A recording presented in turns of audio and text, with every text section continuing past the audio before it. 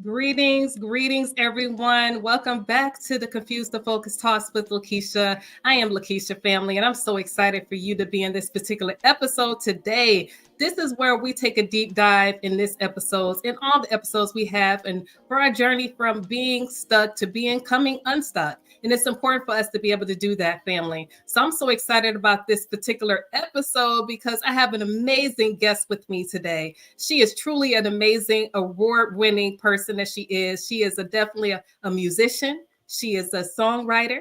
She is a voice coach. And she's so much about what her doing, whatever she's doing in life today. And I'm so excited about it. Her name is Queen Elle Michelle. And I'm so excited for her to be here with us. And we're going to have a great conversation talking about how we can incorporate music and mental health and definitely be able to thrive within it. So I'm so excited about her for coming to the conversation with us. She is really going to be a voice to reckon with. And I promise you, it's somebody that you're really going to be able to dive into, family. So do me a favor. Share with your friends, share with your colleagues, whoever you have, promise you, and make sure you share this episode and subscribe to us as well, too. I'm looking forward to each and every one of you for being here today so I can present our amazing guests. So we're going to have a great time. Family, let's go.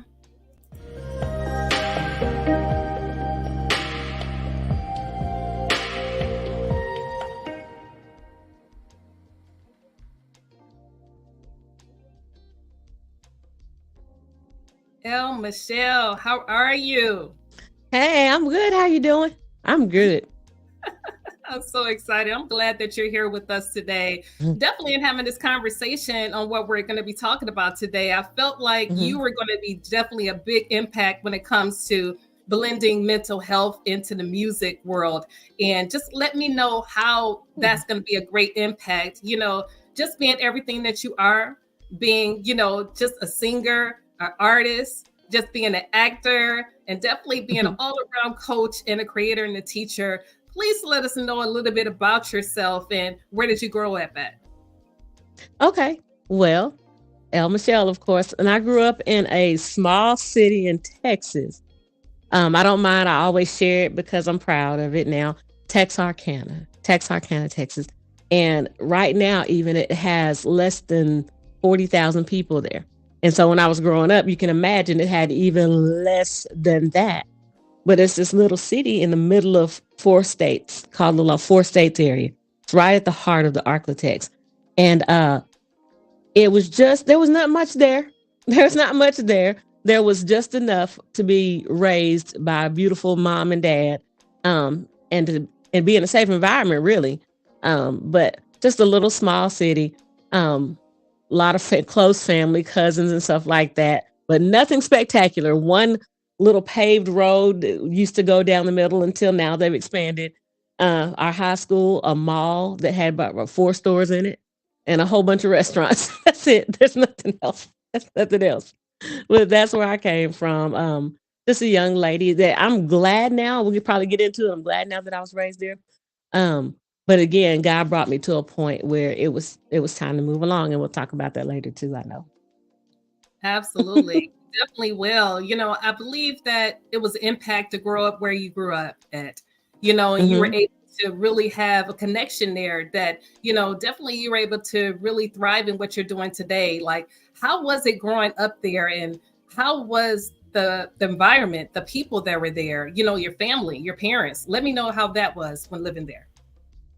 Okay, so as far as family, I remember people always saying, y'all remind us of the Huxtables. We weren't very wealthy, but when people would come across us, they would always notice that we were laughing about something. We were joking and cracking fun at each other. And when I tell you having that type of environment coming up, it really lent itself well to creativity. Now, I'm the youngest of 3. I have 2 older brothers, and I'm of course, the baby, but there's some years that separate us. So being in that small town did one thing with those type parents. Specifically, it allowed me to focus and not be so distracted. Because, when you're in a larger city, sometimes there's so much going on that you get lost in the sauce. You get lost in all of that extra. You get lost in, a lot of stuff you probably shouldn't.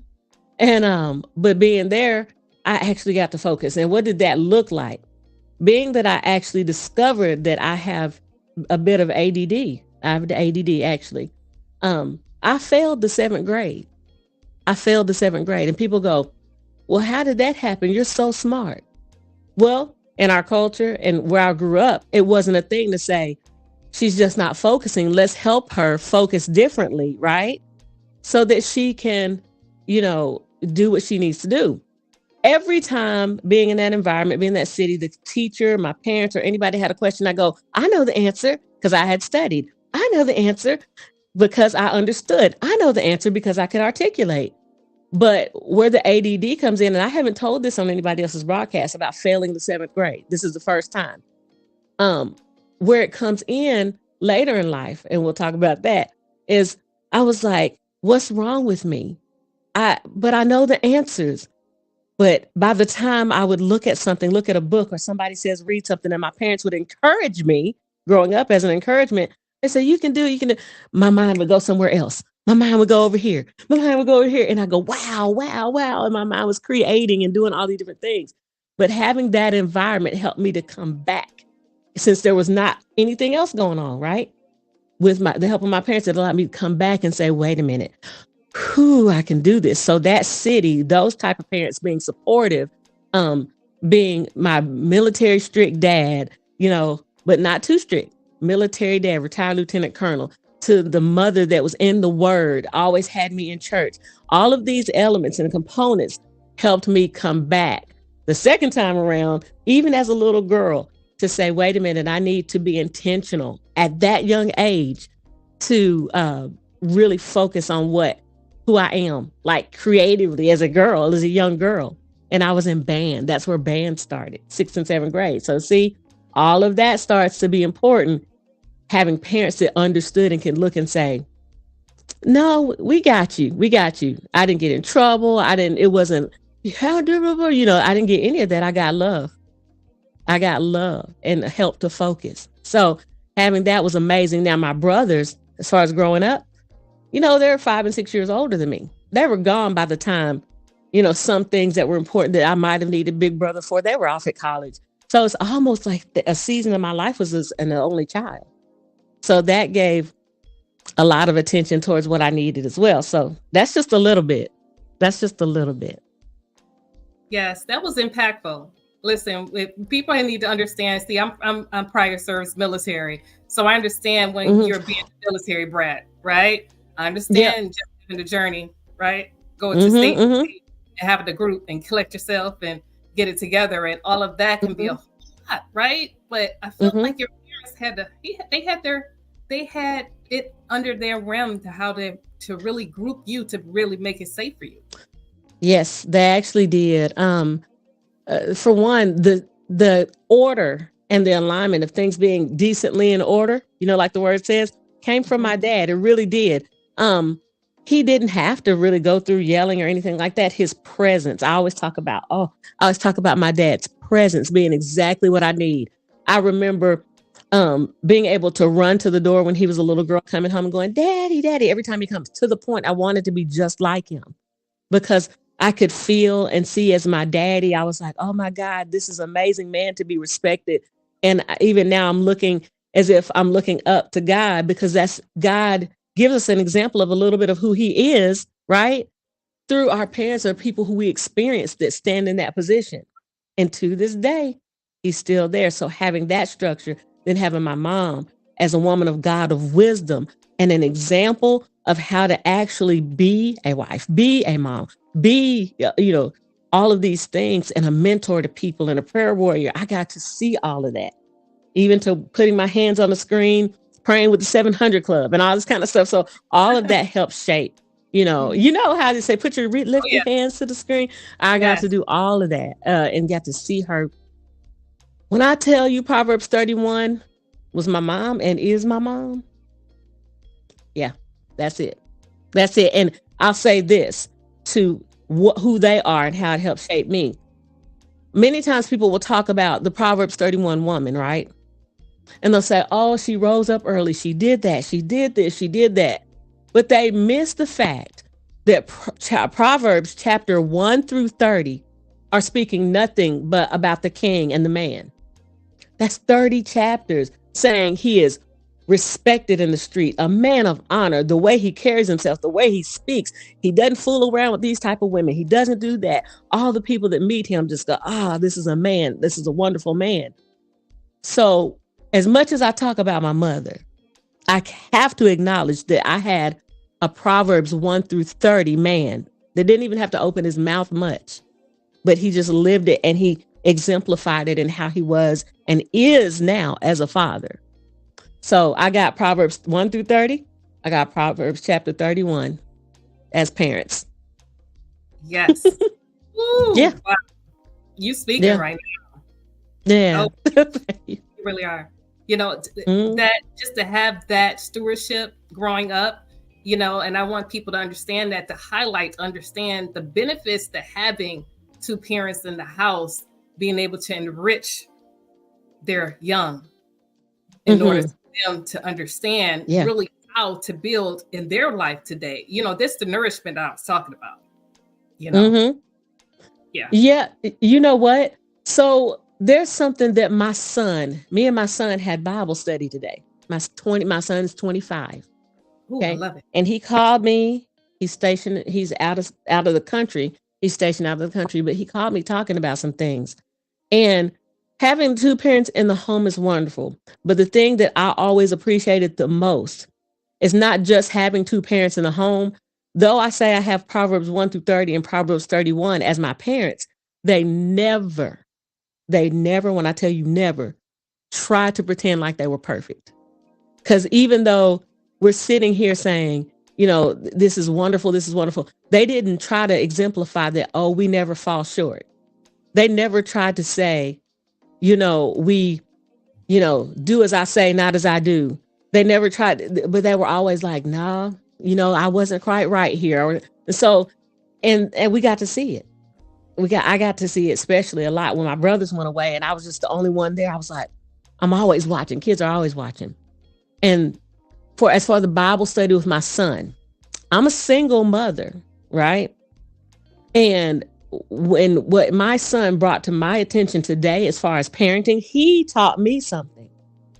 Me and his father were not together, and I raised him the best way I know how. I had two parents. He had one with some influence from my mom and dad. But he said, Mama, let me read you something today. It says in the Bible, and I'm paraphrasing, this is my son today, my God.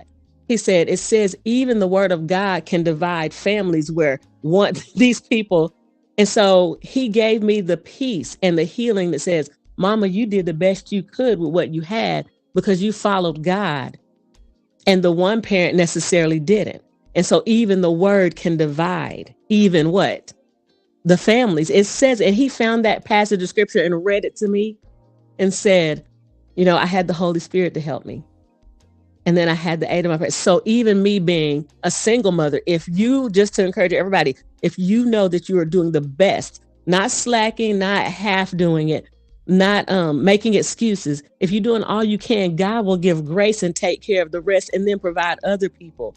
Maybe my parents were mine, but maybe there's mentors in the city that will be for your kids. But as long as you're being obedient and doing the best that you know how, according to the word, that same thing, that same outcome can happen, with your children and like what happened with me. And so I don't want anybody to be discouraged if their situation doesn't look like my parents just because they hear this interview. Because my parents have been married 53 years. God bless them. They're still going to talk to them every day. But I was all my son had as the foundation, the real foundation.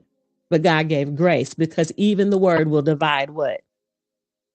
It will divide those who choose to serve and who choose not to.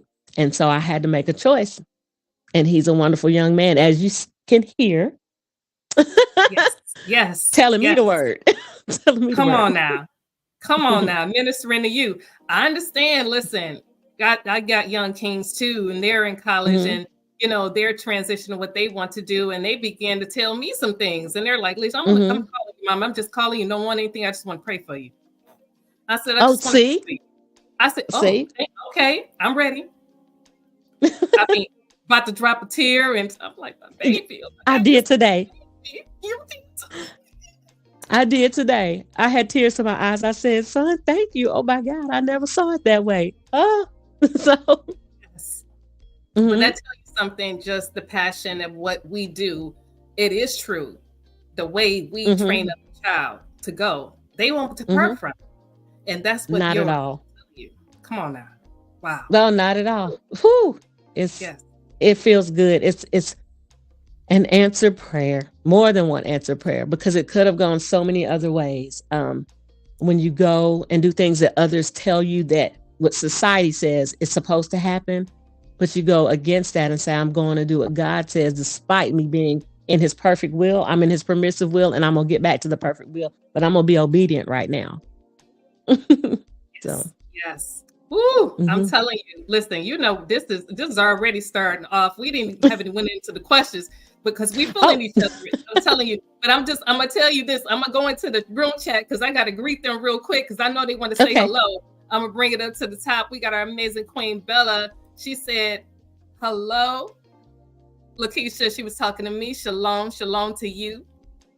Greatness to you. And then she said, hello, Queen Elle. Hey. All right. And then we got our amazing Queen Val, the global voice, said, good afternoon, ladies. It's great to see you both. Yes, yes. And then so many others are going to be coming in. I'm just really appreciate them. So listen, we're going to get into it. We have our amazing questions that I do have for you. So just in the childhood that you have, just look what Mhm. happened, what's happening into the world today for you. It's so important for us to understand just how you began to be who you are today. So, Ooh. when we talk about grade school, when we talk about high school, when we talk about all those different seasons in life, how were you able to continue to build in your voice and moving forward to understanding who you were? Oh God. Okay. So this is really interesting because we're talking about a long period of time. You gave me a big timeline from elementary to now. Okay. So how I was able to do it. Well, honestly, I started off really shy and really scared. Really unable to open my mouth for fear, what is anything? A little girl singing When You Wish Upon a Star on the elementary school stage for the first time, to opening for Sinbad and other people, and playing with Donnie McClurk and going back and forth, different people throughout my life. But it started off with a scared little girl that eventually starts going into music. And now where it comes into voice is really interesting because there's so many ways to tell this story, but because I was afraid, I always would lean into the music side first. Because it was creative, it felt good. Even though I wasn't on the instrument of choice at first and I ended up there, this was a way for me to express myself without really opening my mouth. It was a way for me to create, hear sounds, give beauty back to people. And even with the thing like I talked about, the ADD, because my band directors understood, they didn't look at me and say, oh, once again, I didn't get that finger. You're not doing what you're supposed to do. I got, you can play that instrument. You can play the trombone. Sure, you can play the clarinet. Sure, you can be in jazz man. Sure, you can do this. And that was like keeping me engaged, keeping me locked in until afterwards I get in choir, my senior year, the first year. And guess what? I started to use my voice. And I got kind of talked about and teased because, to be honest, I'm going to say it just like it is. When I got in the choir, a lot of the little other kids that were like me said, that's not for us. That's for white people. We don't want to sing that. We're not singing blah, blah, this song, that song, or something from church. We're going to get out. Not understanding, and me not even standing then when I started to use my voice in that way, it was a training ground for so much more, right? It was a training ground for growth and all these different sounds that come out, right? And and it was hard. And so I got teased a little bit. I got picked on a little bit. But the teachers were like, no, you have a great voice. Come on, stick with us. And I started getting first division ratings. singing Every Time I Feel the Spirit, things in opera and classical, even my senior year of high school. And that was without like all the way going in depth into vocalizing and training. So that the music always, I tell people, helped me get back to my voice over time, my voice in speaking, voiceover. So continue on. College, I'm singing Pie Jesu. I'm singing Cre Dominum. I'm singing Mozart Coronation Mass. I'm singing The Way You Wear Your Hat, The Way You Sip Your Tea. I'm singing stuff like Ella Fitzgerald and still getting looked at crazy, you know. But all of this was shaping me, despite what, you know, being accepted in my peer groups looked like, or the, you know, the popular kids. It was all shaping me. I learned so many elements. So let's fast forward to college. I get, you know, a little further in college. I start to take mass communications because at this point, Lekeisha, I got pregnant. Now I have a little boy. I didn't get to go off to college. And I even got to bring him to college classes with me. They loved having him there. And so I'm bringing him to choir. Now I'm taking mass communications because now I can't go to school for music. Lekeisha, this is where it gets important about mass comm. Like we're sitting here right now, this is a broadcast. That's where I learned all of my media stuff. I learned to record. I learned to get a camera out and fix the white balance, be behind the big ones like this and crawling on the floor, climbing on top of stuff or using your tripod. I learned all of those things in mass communications, all the way to post-production and voiceover. And then, what did I just say? I didn't get to go to school for music, but because I still was trusting God, he redirected it and repurposed and said, do this because this will still do what? Tie in with your full destiny as a whole. I did just say voice, didn't I? So guess what I'm doing next? Oh, we need to hear you on camera. On camera? Again? What? Well, I thought I avoided that. One of the first things they said, we need you to do a presentation telling us about who you are. And I was like, that means speaking. And they said, yes, you have to. So you need to bring something to help tell your story and explain to us who you are. Introduce us to you, Miss McCrae. Oh, Lord, I got to speak in front of people. Oh, I thought I got away from that for a while. You know? Well, not so. So I prayed. I said, oh, God, you know I'm nervous. You know I'm anxious. And at this point, I was like 23, 24. And I said, oh, okay. And he said, bring your saxophone. I said, I can do that. And so once again, how did I get to this voice thing? Music helped get me back to my voice, because now I realize when I play, I can't just get on stage, walk on there and go, hi, bump, bump, bump, bump, bump, bye, then walk off. I realized that there's a story with it. There's a story with every song. So I learned in that age range, in my 20s, how to tell the story of the music and how to tell my story through the music. So when I told that story in that class, I made an A on that presentation, Lekeisha. And I said, this is me. I would play my saxophone because I got to hide. I got to express everything without speaking.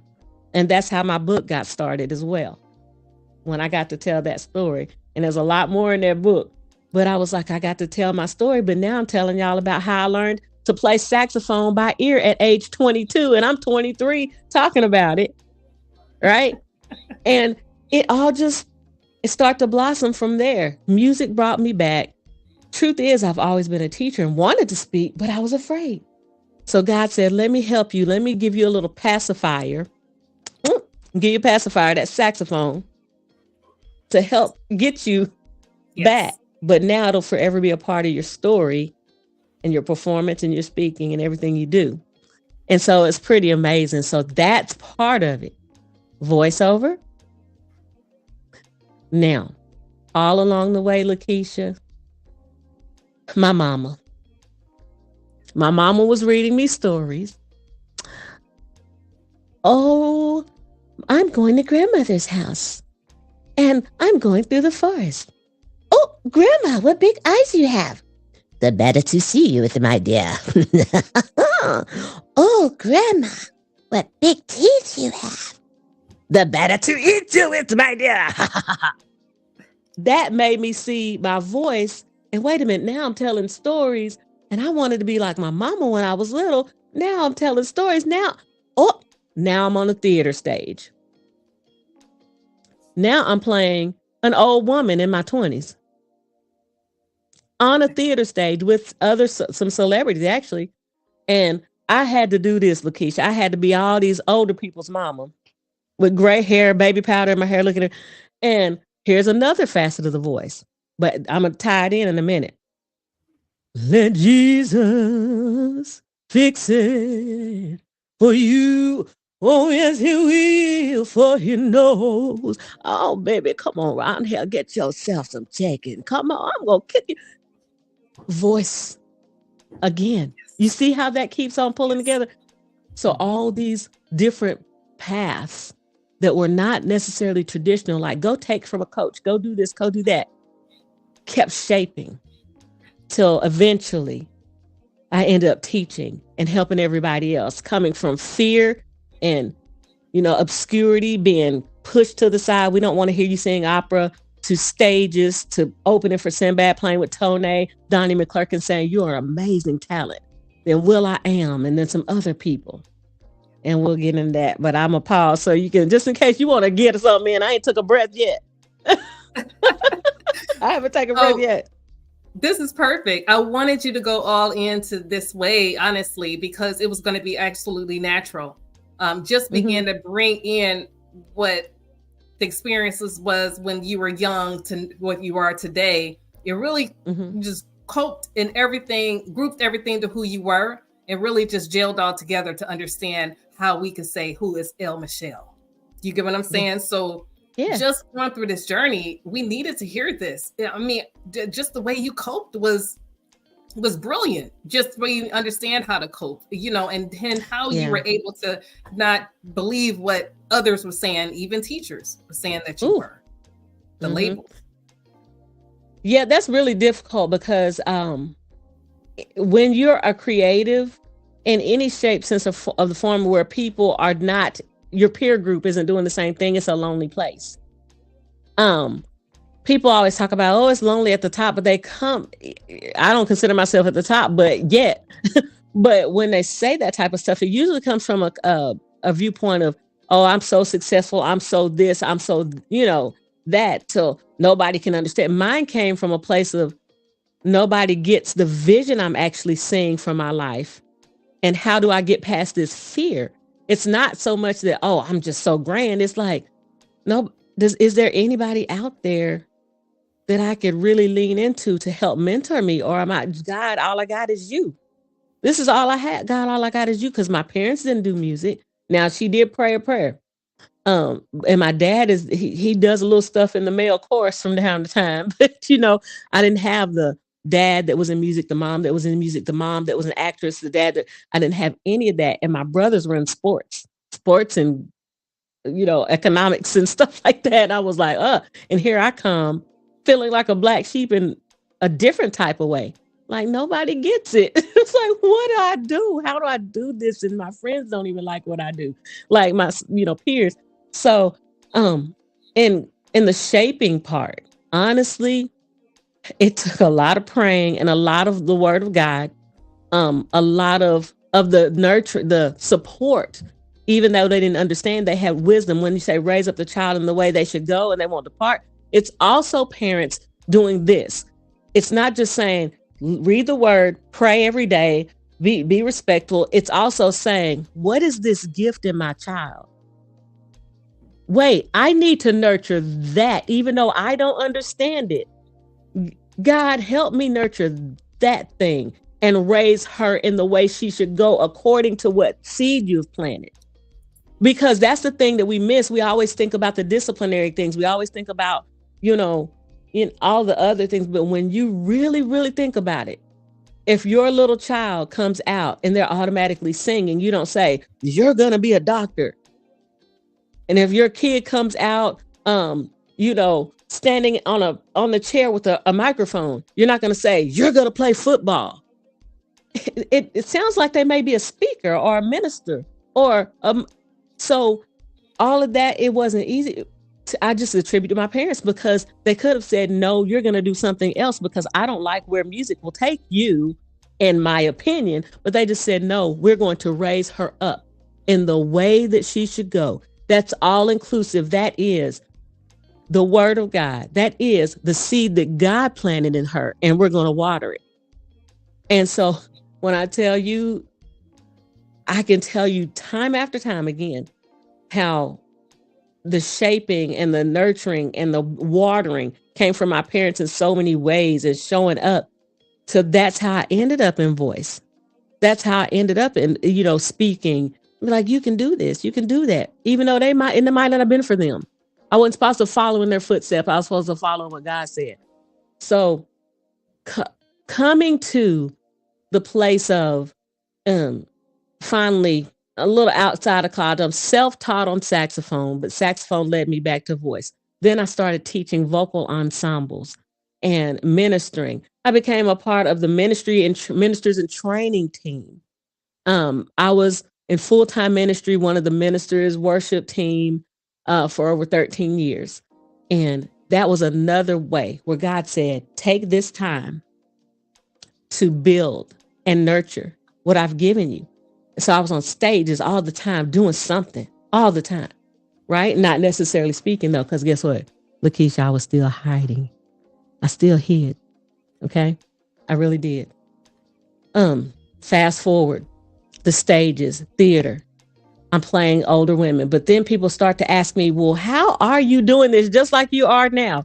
Well, why are you doing this? And I go, oh, I remember imagining myself speaking on stages. I remember. And now here come the keynotes. Keynotes. Wait a minute. Didn't I just say I could barely open my mouth, Lekeisha? And so God I think he was a little sneaky, to be honest, for me, because I needed it. He was a little sneaky, because as life would have it and the Holy Spirit would have it, as you start to get these epiphanies and revelations about what you're doing, sometimes you're in them before you realize you're in them. And then that fear tries to come back. So I had a moment of that too. But the keynote speaking came and all this stuff, but I got to incorporate everything. So leading up until, let's come a little bit forward. Okay. I decide, Lekeisha, that I'm going to, upon my son asking me a question, I decide that I'm going to come and audition at Berklee College of Music. Now, here I am. I've always loved music. I've taught for years. I've done all these things. And because of what I learned and how I had to dig in deep and find ways to help others that didn't have the things that I wish I had.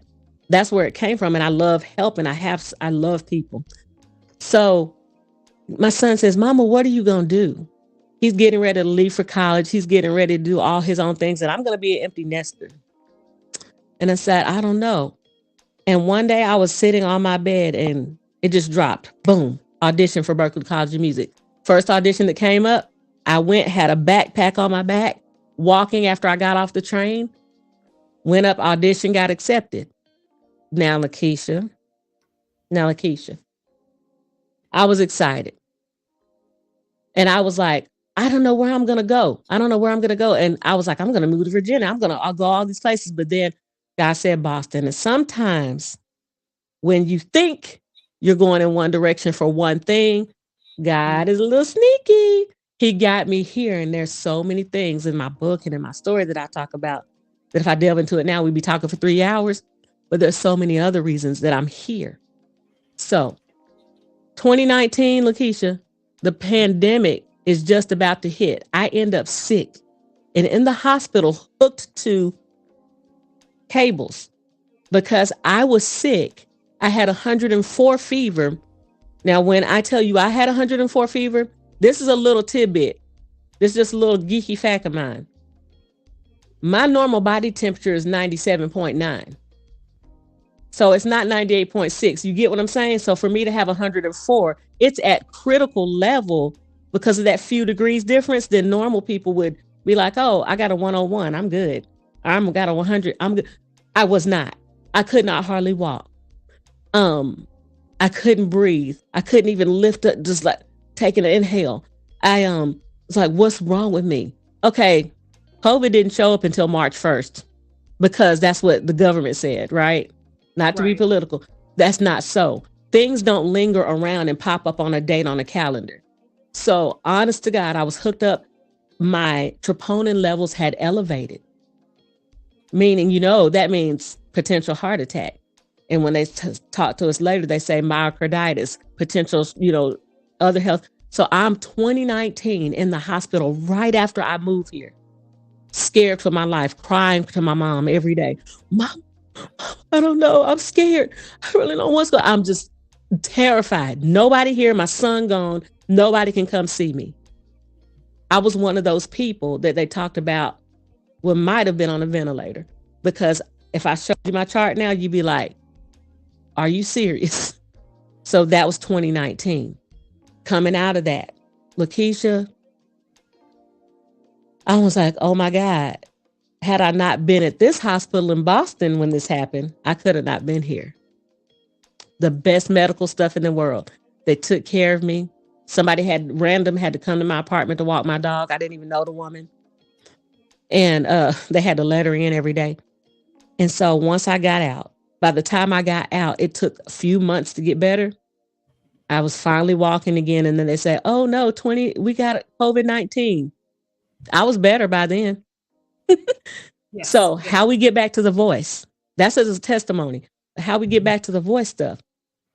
I thought, I couldn't breathe good. I've had this happen 3 times. So Clubhouse, everybody shut down. I'm like, I just got here.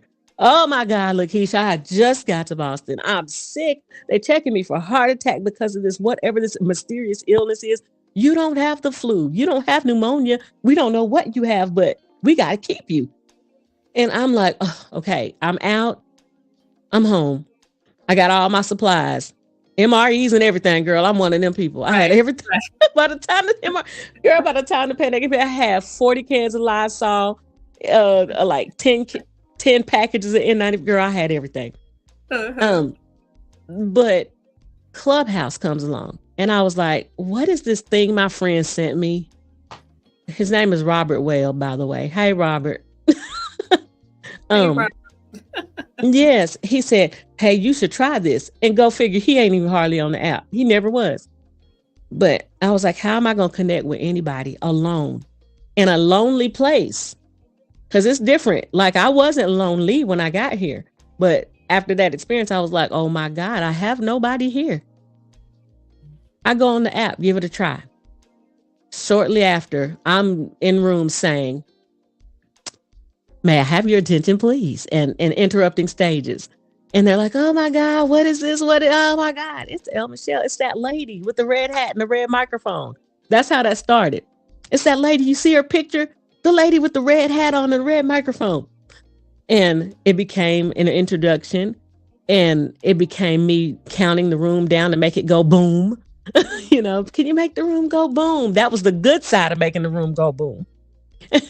And so I then established the reset by saying, follow all the moderators, and you have 30 seconds to introduce yourself from start to finish. Tell us who you are, where you're from. Follow the moderators, follow the, title of the room. Make sure you follow their Instagrams as well. And then we can hear from you on stage, and all of that kind of stuff became the reset.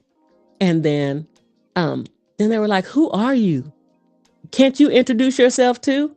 And it became, this is Elle Michelle, and there's nothing wrong with your ears. You have reached the voicemail box for 555-7755. Please leave a message after the tone. For English, press 1. Para el español, marque 2. And I kept going. In less than 30 to 60 seconds, I would introduce myself, and it was like, wow. That's how the following grew. And then it led me to so many stages. I tell this all the time. The chief scientist of NASA, I love him. He's just as funny. Well, he's retired. He's a senior advisor now. Jim Green and Curtis Blow and Will I Am. Paris Hilton followed me. MC Hammer did. Kim.com.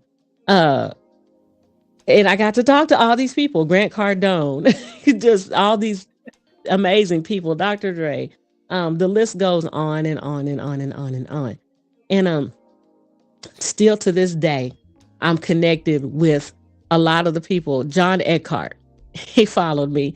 And then actually we got to talk on the phone more than one time, just chatting about stuff. And then he prayed with me on the phone. We talked about what I was thinking, and I shared with him, and I can call him now from being in a lonely, seemingly lonely place. But God's saying, no, let me show you something. Let me show you what I can do. Even in a place that you feel like is desolate, you were obedient. So I'm going to help water this place even. Just because it shut down, it didn't stop God. Right? So seemingly in a dry place, coming here where I left a dry place, turned into a place of growth, promotion, and so many other things. And so many other things that validated, confirmed, reassured, and endorsed who I was, who I am, and who I'd always been, but on another level, on a world stage. Years ago, a lady said, the world will know your sound. How does that happen? We always think it's like cameras in action, right? But it came that Clubhouse, 31,000 followers later, I had been on stages internationally holding voiceover competitions, holding reviews of people's voices, teaching people, singing, saxophone, all of these things from all over the world. Now I have friends everywhere, right? I have friends everywhere. So going back to the stage, Lekeisha, Snoop Dogg comes on the app, and people are like, oh my God, Snoop Dogg's on the app. Oh my God, Snoop Dogg's on the app. Come to everybody, come in there, Snoop Dogg's here. I still to this day, I tell it all the time. The first time he came, I don't know how I ended up on stage. I just kept hitting request to join, raise your hand. And this part was before replays, but I got it. I got the interaction. I got it. So I go on stage and everybody's like, hey, Snoop Dogg, you know how, Lekeisha, when people try to get somebody's attention, is actually annoying because everybody's talking over each other. So I did that same skill. Hello there. And I did, oh, it's a troll. I did the same thing because it is something about that one thing that stands out that don't sound like, hey, Snoop, hey, Snoop. Hello there. Oh, shoot. What's going on? No, y'all, it's Elle Michelle. Everybody who had heard me on these other stages with Vanilla Ice and the big social media rooms before the app got big, thousands of people, they were vouching for me. No. And then Elle Michelle, then Snoop Dogg was like, who is that? Then he asked me the question, where's the nearest Waffle House? It's located 3.5 miles from your location. Oh my God. Oh my God. So it started him asking questions, and some of them questions, to be honest, I was like, I'm sorry, I didn't get that. I wasn't answering them questions because he was playing too much. He was playing. He was asking some stuff. I was like, yo, Alexa, how do I'm sorry, I didn't get that. I wasn't answering some of them questions. I was like, oh, you ain't gonna get me caught up asking this stuff. But it was so funny. It was so funny. And he was like, yo, I want to work with you. He came back to the app looking for me after following me. And the first message I got was from Jayon. Jan, you know him. Snoop Dogg is looking for you. I come back. He gets my phone number. There she is. That's who I was looking for. Hey, I got a job for you, girl. I got that recording as well.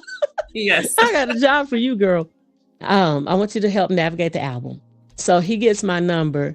And he was like, I got it. 5-0 we eyes on. Y'all ain't getting the rest. We live. 5-0 we eyes on. But he said, you know what I'm talking about? The only way Snoop can do it. 3 days later, we're on the phone. But that transformational conversation was one of the best in my life. I loved it. He said, man, I love your spirit. And I love working with people like this. He said, we're talking like brother and sister. I can't ever forget the stuff we shared, the stuff we talked about. To the point of when he said, we're talking like we're brother and sister, I was like, and if y'all didn't know, Snoop Dogg was on a talk show. I think this one was Jimmy Fallon? I think it was Jimmy Fallon. And he was like, Snoop, what would you do if you weren't rapping? He said, I'd probably be a preacher. What now? Look it Okay. up. Look it up. And so, and you can see that, like, he hard. You can't doubt. I mean, some of them disciples, they wasn't no punk. What Mhm. Peter chopping off ears? You hear me? And Exactly. then he had to. My son brought this up to me today. Just a side note, everybody. Peter chopping off an ear, and Jesus having to fix it because he didn't jump the gun and be like, what? But my son said this today. He said Jesus told him to put his sword away. He didn't tell him to get rid of it.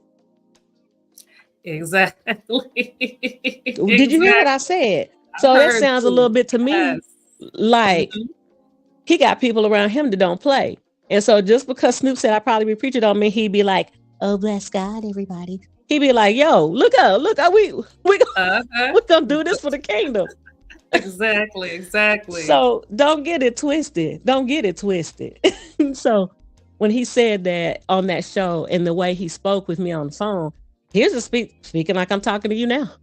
It Yeah. wasn't no show, no nothing. Just Mhm. we were so good, so good. So that's how I ended up on Snoop Dogg's album, taking this scared little girl all the way to an audio app that allowed me to use my voice without all the pomp and circumstance, because I can't actually stand that. God would have it, I be on stages, but I don't like the extra. I don't like, hi, I'm Elle Michelle and I'm on social media and I'm gonna do all these tricks for you. Hi. I don't like that. So I didn't want to be a part of that, but this allowed me to sit back and say, let me moderate this room. Let me help the flow of this room. Let me host this room with Les Brown. Mhm. And me and Les Brown had a conversation on the phone. He called me, I don't know when it was, but he called me and he was like, oh, God don't make no mistakes. You know how he talks. And we had a great Mhm. conversation. He said, and we talked about some things to come. So anyway, all of this, from allowing music to bring me back to my voice to now using my voice and music together, anywhere from singing, keynote speaking, all this kind of stuff. But God used that time during Clubhouse and saying, okay, you may have thought that now you're in a place of obscurity again, but watch this. Watch my hand in your life. Watch your gift make room for you just by showing up and staying ready. All those things I practiced, all those things that I got teased about that weren't welcome, but I just kept grinding. I kept, being in the background, really working and staying faithful and diligent, knowing that I'm going to birth something one day that's going to bless somebody.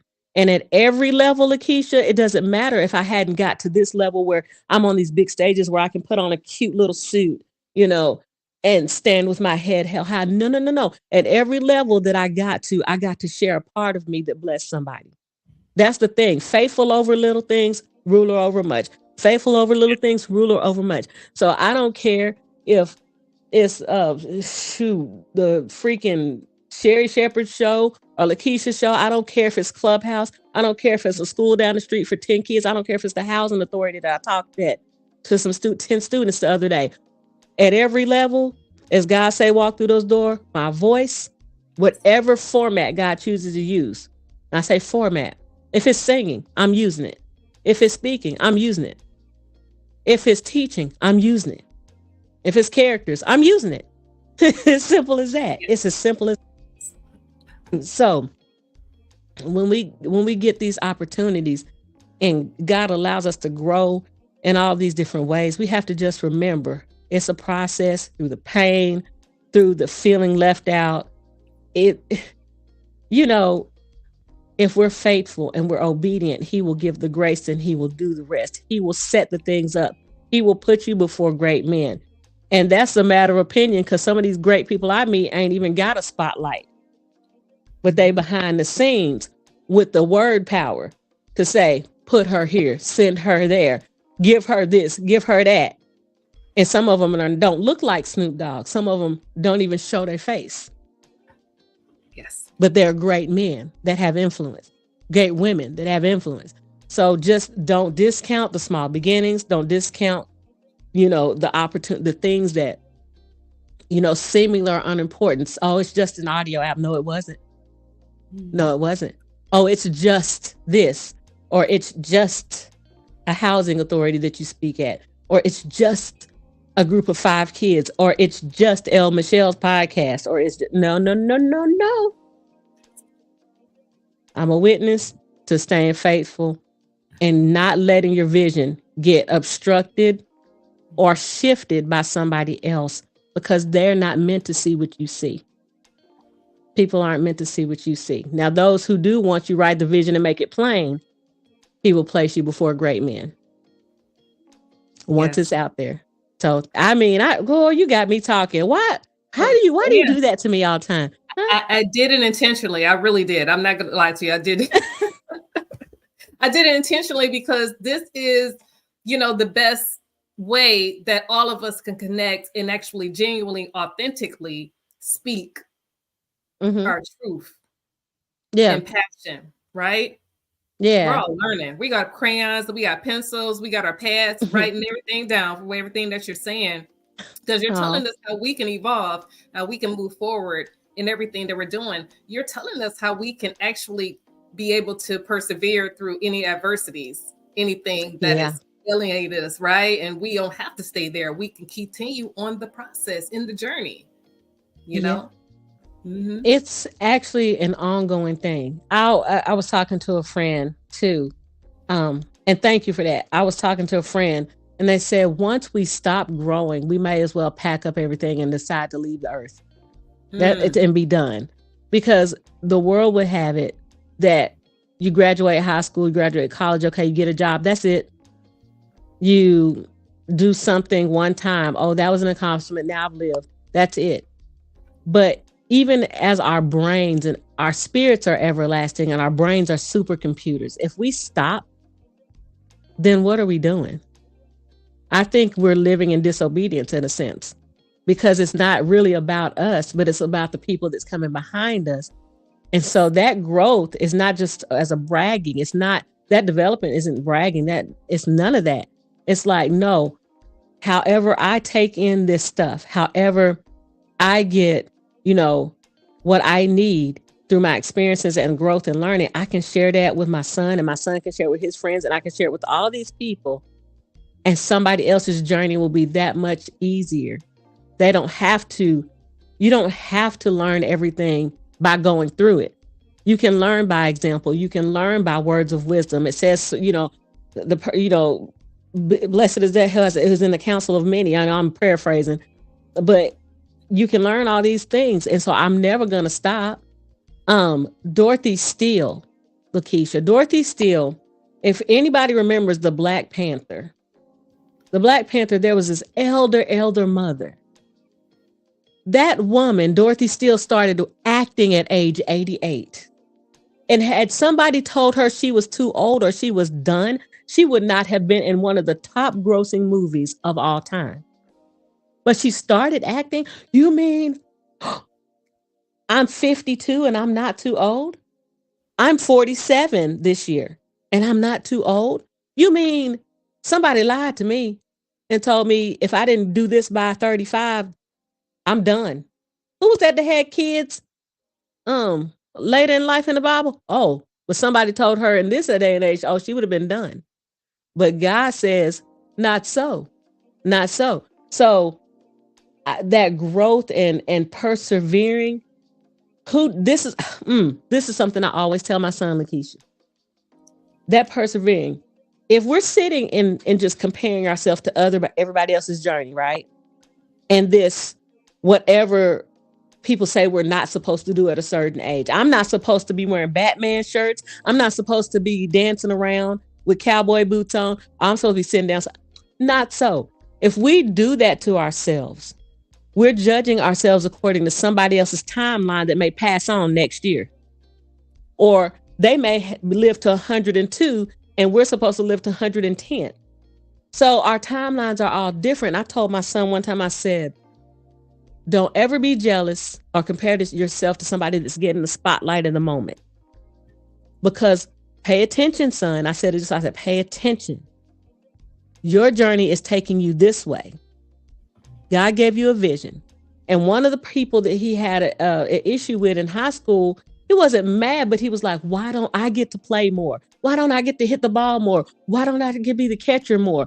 They're not better than me. I said, no, they're not. So I went to the coach and I talked to him, not for a favor.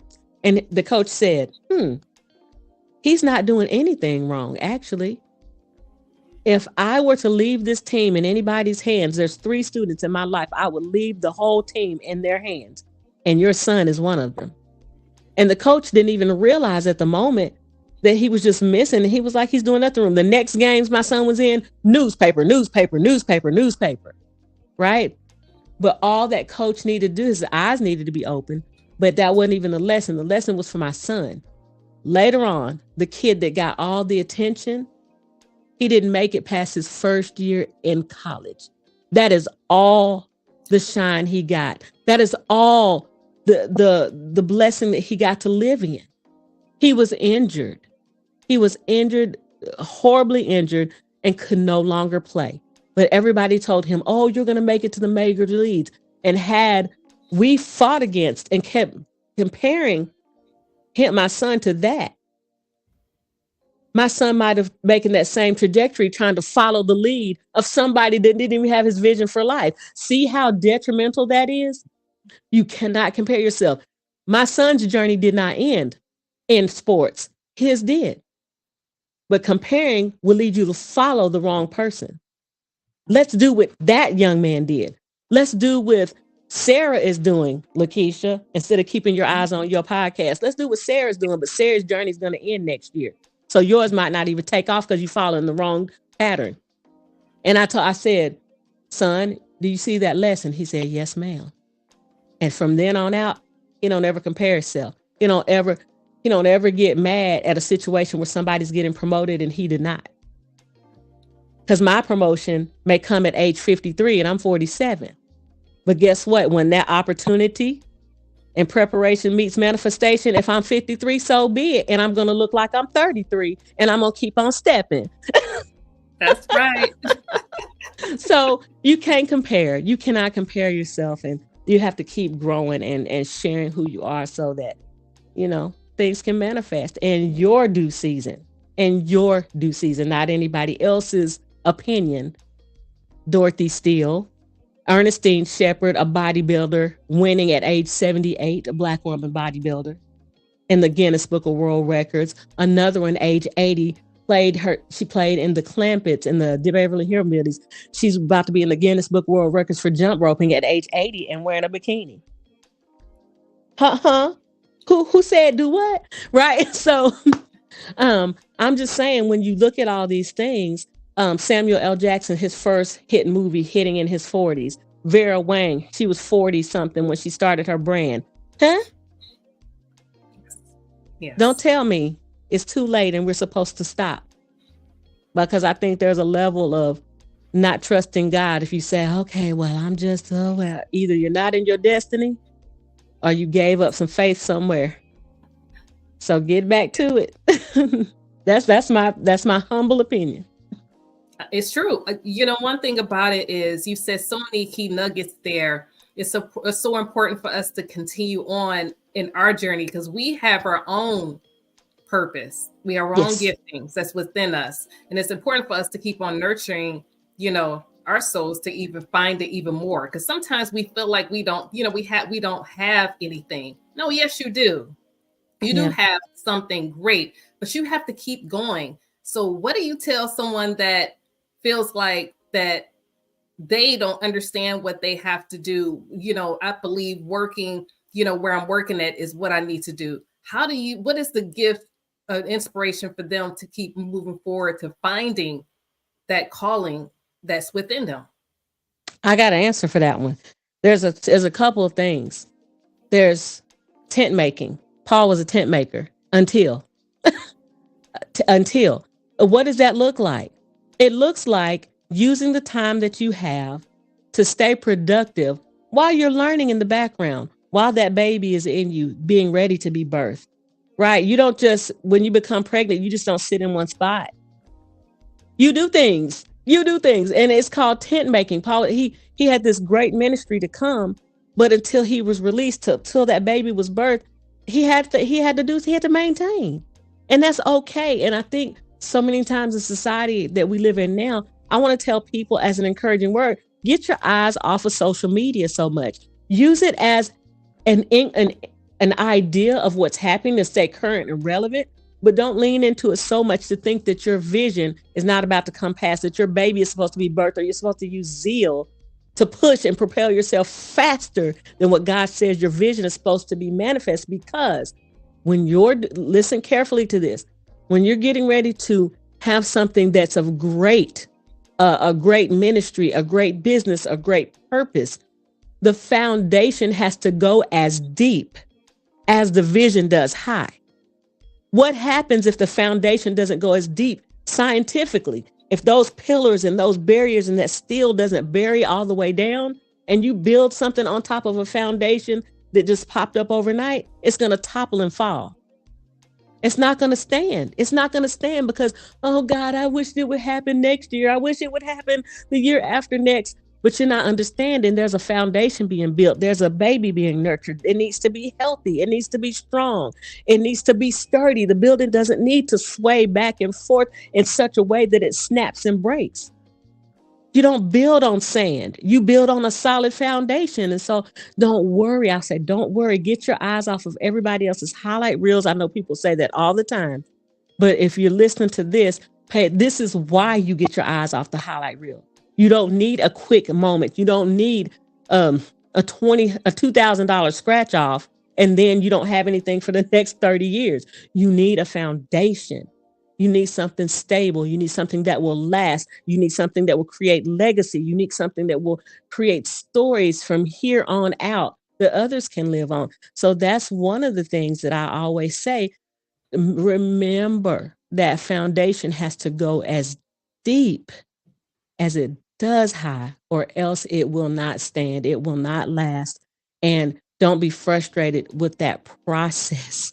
Don't be frustrated with the process of nurturing, because those are where the key nutrients and developments come from, and the tests that you pass that you'll see that come later that you'll go, oh, I know what that looks like. I know how to handle that. You did it in that phase where you're thinking, oh man, I don't know if it's ever going to happen for me. You know, those tests come during that time, you know? And so I want to use that. Yes, a foundation needs to be as deep as it does high. We can't. Have y'all ever seen that little meme where there's a little carrot under the ground, the little tiny carrot, and you see this big old bush of green, but right below the surface, there ain't much there. That's what a lot of people are really asking for when they want stuff to be hurry up and happen. It looks good, but there ain't too much fruit there. It ain't too much fruit there. But that one that seemingly, check this out, that little example of you, the little rabbit holder, he looks underground. That top of that one carrot looked like there was nothing there, right? Mm-hmm. But below the surface, baby, it was a lot of carrot. It was a lot of substance to it. And if we're not careful, we'll shoot for the substance and be frustrated. And we'll ignore what's really supposed to be happening below the surface to get us that substance that we need to maintain. So that's an encouragement. Ooh, that was truly amazing. Honestly, we need to hear that, because a lot of times the anxiety and the stress comes to play, when we don't see it. And we don't realize that we're being built for the process. Everything is working for the good, right? I feel that a lot of us needed to hear this, what you just said, as far as for them to continue to persevere. Don't get stressed out. Don't create anxiety for yourself, feeling like what you're doing right now is not working. It's working. Yes, ma'am. Yes, ma'am. Yeah. And I just really, really love that you said it's working. That simple phrase. It's working. And there's so many songs. It's working for my good. You can pull them out of the woodworks, right? You know what I'm talking about. Oh yeah. All things work together for the good of those who love God and are called according to His purpose, not social media posts. How about that for a nugget? Okay, I love it. That is so true. So it's working. I love that you said that. So yes, ma'am. I thank you for asking that question. That was a good one. That's a good one. That's real good. Absolutely. You know, a lot of times we go through this journey and we feel like that we have so many things that we need to occupy in our life. You know, we're dealing with, our family, we're dealing with, Mm-hmm. a lot of things that's happening within ourselves, even illnesses, not knowing how to continue. Sometimes we get so discouraged within it, and Mm. the point is how can we continue to cope? How can we cope, positively and actually build, when it comes to music, when it comes to everything else too, you do it so effortlessly. How can we begin to cope when, we're dealing with so many things, so many of those conditions that look like we can't get through? How do you cope? Remember, here, I'll say this part. Um, how do we I'm gonna go back a little bit to the question and kind of include this what I just said. How do we cope? When I always tell people this, to find where you are and who you are. Sometimes we have to go back to the most simplest form of a thing, right? And to Mhm. find out where you're supposed to be and how you're supposed to feel, even. We got to go back to the simplest form of thing. We need to uncomplicate it. Sometimes things aren't that deep. And so when people are like, what should I do with my life? What do I do? Who am I? I say, go back to who you were when you were a child, before the world told you that you were something different. Before the world told you that trees could only be green when you colored them. And then you found out that they could be red and purple with flowers and apples, right? I said, go back to that kid. Me, I was the little kid with a hairbrush and a white skirt slip on my head with a hairbrush, standing in front of teddy bears, talking. Before the world said, oh, you might want to go be a doctor, like I said earlier, or you might want to go do this. Before Yeah. the world started telling me who I'm supposed to be, a nurse, just because that was the highest paying job at the time where I was. I say go back to that person first and say, where did I lose it? And get that back. And sometimes we'll find out that when we try to get that back, we'll start to walk in purpose, and actually with a little more ease. Because instead of trying to make candles, we'll be braiding somebody's hair, right? Yes. Instead of Yes. trying to be a football player, we'll own an air conditioning service business, right? And so Yes. when we Yes. go, Yes. just because you were a little kid, like a young man looking at an air conditioner, and go, how does that make that sound? Just picture a little boy. How is that air conditioner making that sound? Where is it coming from? Then his dad says, you're a big guy, I'll go play football.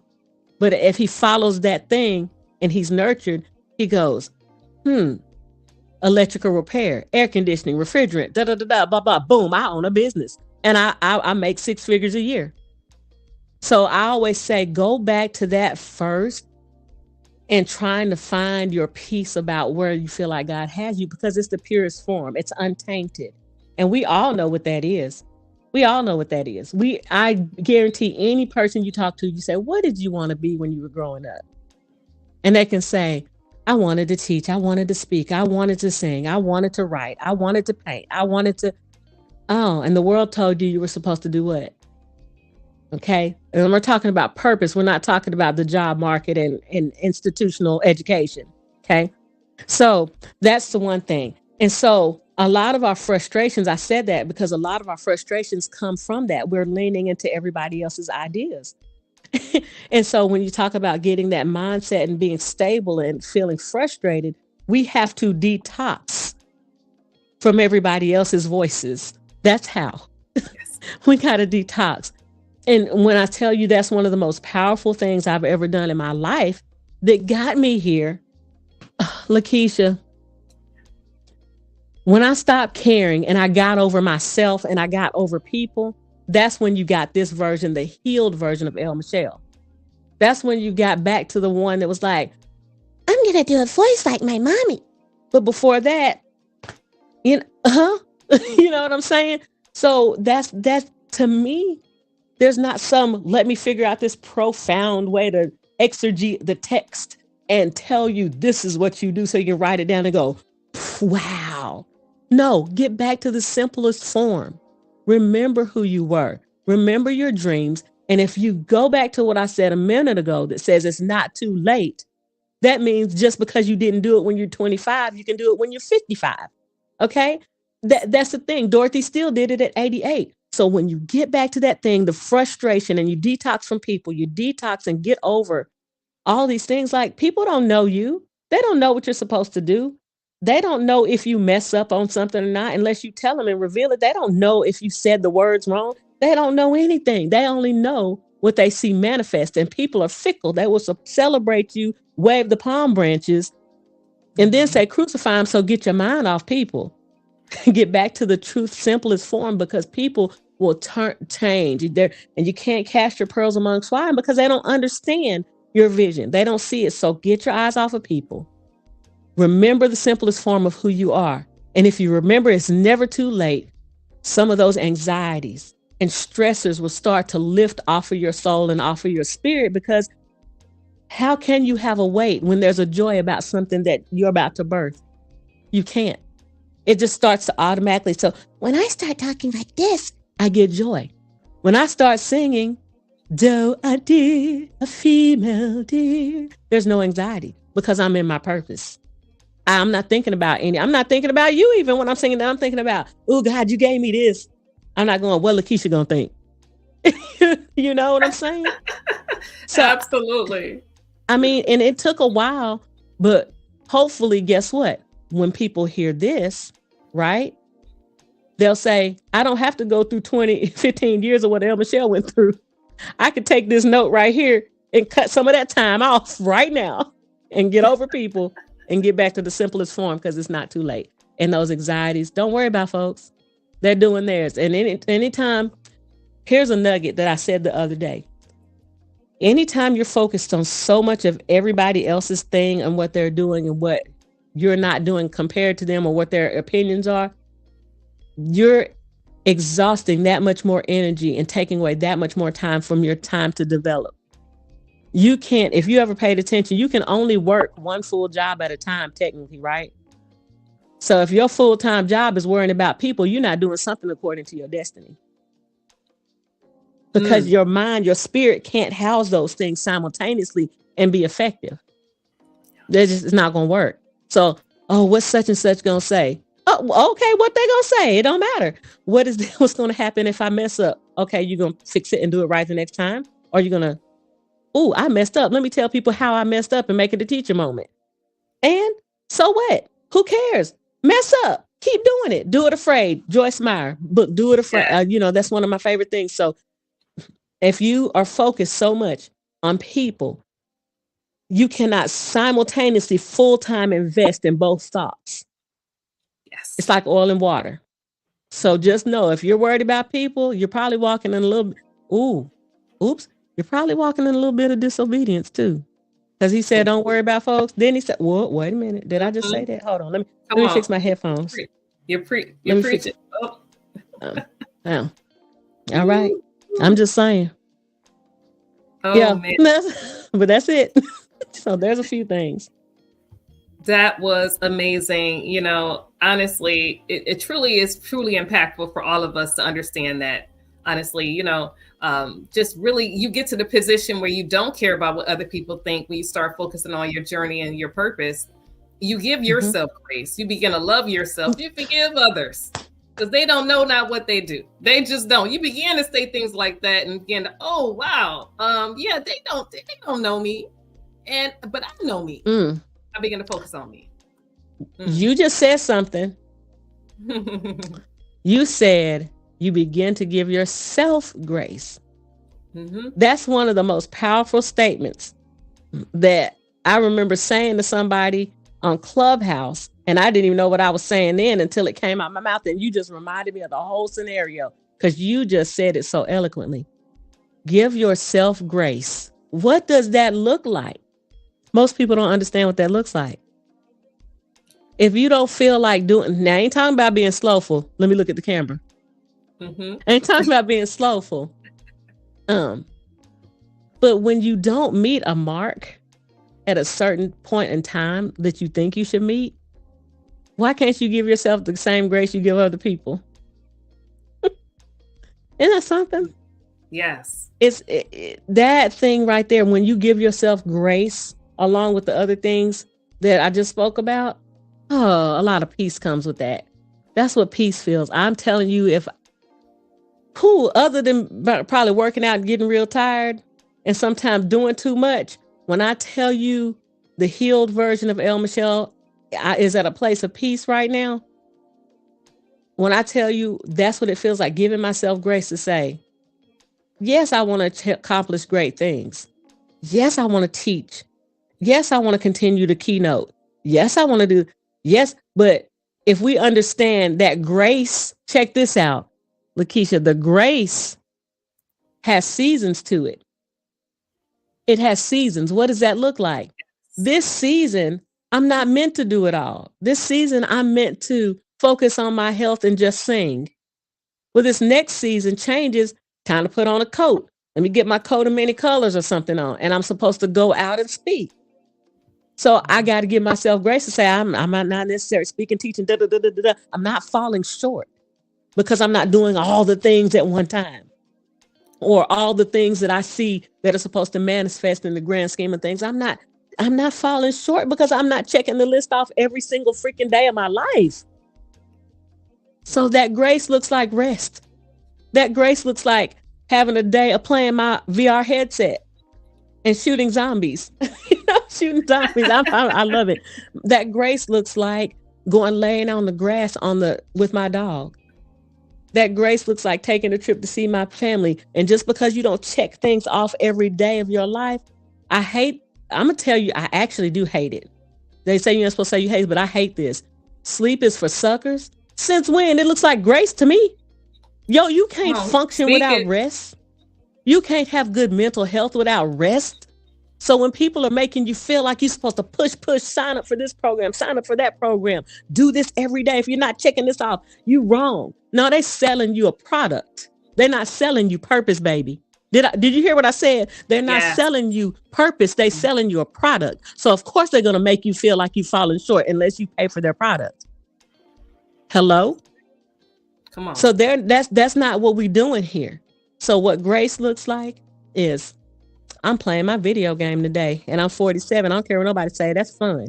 And I'm going to do it later because I did an interview with Lekeisha and I'm going to have me some grace and I'm going to go play some games. Yes. And so I'm just saying, people, we need to, as people of God, we really need to get back to helping people understand these things or people will lose their minds. Yes. So that's what I have to say. Don't let people sell you a product to make you feel like you're not in your purpose. You got to listen. You have to learn to listen, to discern.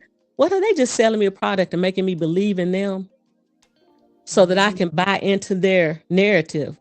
Are they really selling me they really trying to get me to buy and pour into my purpose and manifest? Which one is it? It's a fine line there. So that sleep is for suckers and not giving yourself grace, baby, please. They can miss me with all that. You hear me? Because I've lost plenty sleep and I'm not doing it for the next however many years. Absolutely. This is meaningful. We need to understand this. And I really appreciate it. Like literally, you just told us a blueprint of how we can successfully win. Honestly. Okay. I mean, if you just go through it all, I'm just saying you just told us a blueprint of how we can successfully win. And we need to understand this. We need to really take control of our mindset. We need to take control of how we need to maneuver life here on earth. This is a rewarding experience. This is a joyful experience. You know, I feel that that's what we're supposed to thrive in. You know, we need to understand that moving forward. But we need tips and tricks like we're talking about right now on how to thrive with our amazing queen, Elle Michelle, and how to thrive, you know, and I just appreciate you so much. I just appreciate you so much. Thank you for having me. I'm enjoying myself. You know, you make me talk a lot though. Yes. Every time I did that. I have to say that I did intentionally do this. I wanted you to be yourself.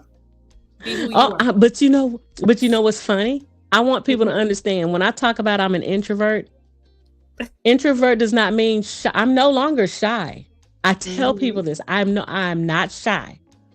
But introvert means I don't have to have the spotlight. But when it's time for it, I just go and step into what God said. So that's it. I'm never gonna be, I don't ever want to be that person I said all the time that says, I wish I'd have taken the opportunity and then be regretful because I didn't even try. So Yes. now that I'm the healed version of me and I've been delivered from things and God's given me platforms and He's connecting me to people, well, why not? I'm just being myself and sharing what I know, sharing what I've grown from and learned from. So this introvert that you are making talk a lot, Oh, I'm here wow. for I it. truly love it. I love it. Hmm. I'm just thankful for it. Honestly, I feel that we all needed to hear this. I call this is like, this is the journey, this is the path of life, of us understanding how to work in it. Hmm. And we Hmm. need to have each other and connect with each other. You don't need to do it by yourself. A lot of times, True. the mental challenges come when we feel like we have to do it by ourselves and we can't maneuver Ooh, how to do life together. We don't know, and we needed this. And sometimes people can't afford a coach, they can't afford a therapist, but they come right. on this app called, social medias and things of that nature, and connect with, the Confused Focus Toss with Lekeisha, and we connect with Queen Elle Michelle and what she's doing her journey and listen to their stories, and they're able to thrive and win and get healed. The whole point is to be healed. Absolutely. Yes, yes. Wow. Absolutely. Absolutely. I just really am grateful too because this is actually what I envisioned. There's a prophetic word I got years ago. Um that it's it's a lot, so I won't say it quote it here, but this is part of it. So thank you for being obedient and asking, and the other people who have asked as well, because this is a part of it. This is a part of what God actually showed me after I got to this point in my life that I would be doing. And then he specifically said, now's the time for this, for such a time as this. So there's obviously somebody, just as you said, that needs to hear it, even if it's one person, even if it's two, even if it's three. But those three people will share it with five, and those five will share it with 40, and those 40 will share it with thousands, and those thousands will share it with millions. And that's how I see when it says he'll multiply your influence and impact and expand your territory. It didn't mean he was going to drop you necessarily in the middle of thousands of people in a crowd of 200,000. It meant you start with that one stage, that one podcast, and the message expands. And I'm watching it unfold right before my eyes. Yes. I Yes. am. You know what I'm talking about. Oh, I do. I'm just more inspired, just even more to keep going in what I'm doing, just by Uh-huh. what you were just saying, and because this is what I'm supposed to do. And I'm supposed to Yeah. thrive. And just the fact that, we're interviewing, having an interview today is so meaningful. I'm so thankful that you said yes, because I'm walking in it. Because, I feel anxiety sometimes too. It's like, oh man, she Yeah. don't have time to come with me. She got things to do. To go. I don't Uh-uh. know. I said, no, God, the Holy Spirit said, you need to go ahead and connect because you're supposed to talk to her. And look Yes. what happened. Look at Yes. Yes. so I'm I'm so excited. I'm excited too. Got to know so much Look. more about you, and you're my sister, and I just appreciate you. I'm just talking. I'm like, man, I got to know my sister so much more just by us talking today. Yes, I Crazy. love it. And God blesses what? Our obedience, not our anxiety. Come on now. He blesses our Speak that. obedience. Amen. Yes. Yeah. Amen. I mean, he'll help us through it. But a lot of times where did the anxiety go? Can I ask you where it went since we've been talking? Where'd it Oh, it's go? gone. Oh, It, it's gone. It's not here. It, it's us in our mind thinking that something else has control over us. We come have on control. now. We Come have the on. control, right? And we can That's do it. anything. We need to keep saying the right things Mm-hmm. into our existence. And I'm so thankful. I believe God is truly pleased. And I'm so thankful. Oh gosh, Yes. I'm so thankful. God is good. I know we are just been journaling today and just having this conversation. It's been so impactful. Definitely just beginning to understand how we can group together, to understand how music and Mm-hmm. ministry and our mind and and mental health can really coexist together, and how we can thrive. And I just appreciate just everything that you have said, for us to understand how, yes, we can thrive and we can succeed, and we don't have to give up no matter what happened to us, right? And I feel that's what you answered today, and just our experience here. I got one final question for you. Okay. What is your definition of success? Oh, God, manifesting what God planted in you. That's simple. I mean, because here's the thing. We know for sure we can't take anything with us when we die, right? But the one thing we can do in our life is manifest what God purposed us to do. That is success. If it looks like you're a plumber, if it looks like you're a gardener, if God said, I need gardeners on the earth, and everybody refused to be a gardener or a farmer, we would be out of luck. So those people manifesting their purpose is success, and they will not go in lack at any point, because their purpose will bring that supply back to them, and that equals success. If you're meant to be a plumber, I've mentioned plumber several times. Somebody must be a plumber going to listen to this. If we didn't have you and you refuse to walk in your purpose, that would be below success level. And a lot of people would have a lot of clogged stuff, and we would be living in filth right now. If we didn't have janitors, and people say, I just love cleanliness. Cleanliness is this to godliness. Oh my God. Cleaning services that clean corporate buildings with 20 stories. That's called a success to me. But somebody else said, ooh, I can't touch that. Looks like a success to me, because they're walking in their purpose. So with me, the definition of success in life is manifesting what God, that seed planted in you, that you're going to discover because you're going to dig deep and find it again. Manifesting that and walking in it is success. And it doesn't necessarily mean millions. I can't stand when people, I can't say I can't stand it, because your gift will make room for you, and God will definitely supply your need, and you won't have lack. But not having lack doesn't always look like Jeff Bezos and multimillionaire. And so if we get our eyes off of that, we will realize many times when we start to get into our purpose and manifest that, that's our success, and we have complete peace. So that's the other definition of success. Manifestation of who you are plus complete peace equals success. I love it. I absolutely love it. Wow. Yes. Yeah. Everyone's writing that down right now. They're understanding, they're getting clear. They're definitely leaping for joy, understanding how they can continue to move forward. Don't ever give up. Always keep striving. Always keep building. Always keep building. Always keep moving forward ahead. And I just appreciate it. Wow. I appreciate that. Wow. We have our amazing family here. They came in. There's so many people that came in to say hello to you. Queen Elle Michelle. Definitely, I appreciate all of them coming in. That's our Miss Queen Katarina from Detroit. Appreciate her. Wow, so many other people that came in today, and they're just really thriving. And they just appreciate this experience today, and I appreciate you. Definitely, please let us know how we can connect with you on the platforms moving ahead, so we can continue to move forward and supporting you in your journey. Okay, I put in there where you can post it at Elle Michelle McCray on Instagram.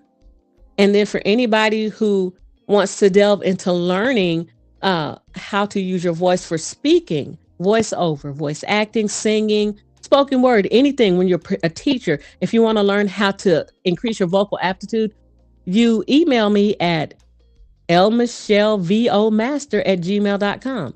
So immediately Instagram, that's for anything. If you want to follow me and keep up with what's going on. And then email me if you're interested in, taking a course with me concerning voiceover. I'll be starting them within the month of May, and everybody's getting signed up now. They go from one-on-ones to maybe only 2 group sessions. Those are not as in-depth for the speaking and voiceover and singing. The in-depth one-on-ones are the ones where you get special focus on just you. And when I tell you, I give a lot. I give a whole lot. So that's how you email me at ellemichellevomaster for those courses. Speaking, keynote, storytelling, voiceover, voice acting, doing the character voices, radio, podcast, all of those things. Anything to do with voice, promise you I got you. And then at Elle Michelle McCray on Instagram. That's me. And that's how you can find me. And there's going to be some things coming real soon. That will be my book that I've mentioned and alluded to some things today in that's going to be in the book. And I also have some videography, some video things that are coming out that I'm really excited about. I almost started stuttering, but it's long overdue and it's fun for me. Some of them are going to be outright just silly, but I just encourage all y'all, please share them when you see them, because you're going to see a little bit more who I am and how my mind works behind the scenes when you see these videos. I'm just saying, it's funny. It's really funny. And then the book is going to be more of my story. So there you go. That's it. Absolutely. Well, listen, we're excited. We're so excited that you came over into the Confused to Focus Talks with Lekeisha. Queen Elle Michelle, you definitely have to come back again. We're not done. Absolutely. You have to come back again. I really appreciate that. Wow. This was truly amazing journey, Queen. Thank you so much for everything that you are, and definitely looking forward to connecting with you again. Blessings to you. Thank you. Thank you for having me. Bye-bye. Bye-bye. Family, oh my goodness, that was our amazing Queen Elle Michelle. Definitely, she was such an amazing worth of knowledge. Just everything that she said was truly valuable. You definitely have to listen to her again. Definitely connect with her on all social media platforms, and definitely connect with her for all her courses that she has, family. I promise you it's going to be well with you.